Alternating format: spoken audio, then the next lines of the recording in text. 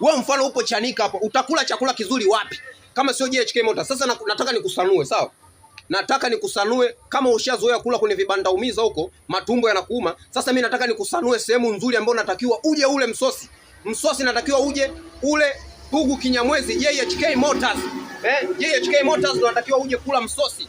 Umeona msosi kama huu hapa. Hii sahani unaipata kwa shilingi 10,000 tu, biriani kuku, unapata yai, pilipili na vitu vingine vimbweze mbweze. Si unajua tena? Unakula kujigaragaza. Lakini bila kusahau tunauza magari pia. Chuma zote zinasubiri watu hivi. Tunaagiza magari na nje ya nchi hapa JHK Motors.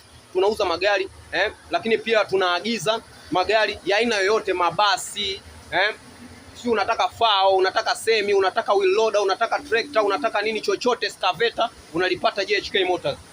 Ni tunafanya kazi kwa uaminifu, tunafanya kazi kwa uadilifu, tunajielewa, tunajitambua, tuko smart na kazi zetu. JHK Motors, kula kujigaragaza.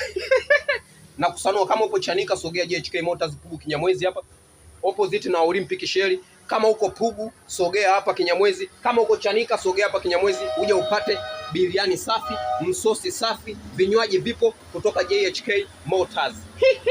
Oya, shughuli ndio imeanza leo hii. JHK Motors, tunakula kujigaragaza. Kulala Mgulili kwa Mkamanga, location zile zile JHK Motors, mitoto ya JHK Motors. Tunakula kujigaragaza. Ai, nyenye. Nipo kwenye rooftop hapa. Utaniambia nini?